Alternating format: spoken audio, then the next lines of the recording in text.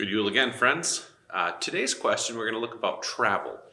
One of the questions that was asked several times was, tell me about the journey from Nazareth to Bethlehem. What's going on? So there was a census at some point in time. Whether Luke gets the timing right, it's a whole different story. But the long and the short is that Joseph, who is descended from the house and lineage of David, Bethlehem being the city of peace or the city of David, is where he has to go to be registered, right? You have to go to your family birthplace. So if it were for me, I'd have to go to Michigan. Poor little Hannah would have to go all the way down to Illinois to the birthplace, right? That's how it worked. Still, when you do your passport and things like this, it's where were you born? And so, of course, they have to travel to where Joseph was born because Joseph is the head of household, if you will. So how did they get there? Well, they walked. They were not wealthy folks for sure.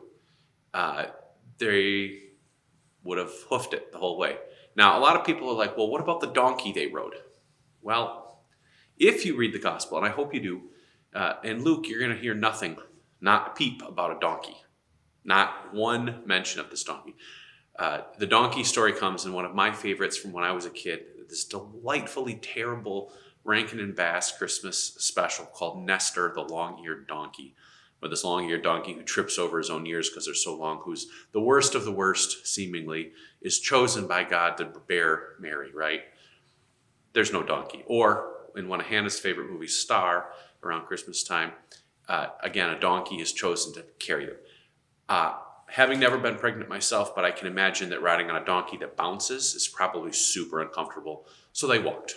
The walk is actually kind of a hike here. Somewhere between 60 and 80 miles, give or take, depending on the route they took, depending on where they stopped and things like this. Now, that may seem like an excessive amount. And for us, yeah, that's probably true. But remember, back then, there were no cars and horses did not go for the common folk. So they would have most likely been used to walking. Now, Mary was very pregnant. Again, never being pregnant. I can imagine that the 4 to 5 days it would have taken a normal group of people to walk that distance may have taken longer when you're, very, very pregnant. I can remember some days where walking was very low on Lori's agenda, especially near the end there. So it took 4 to 5 days. It could have taken up to 10. Who knows? They would have traveled and stayed and found safe places to stay all the way to Bethlehem. But sadly, there was no donkey. More stuff tomorrow. See you soon.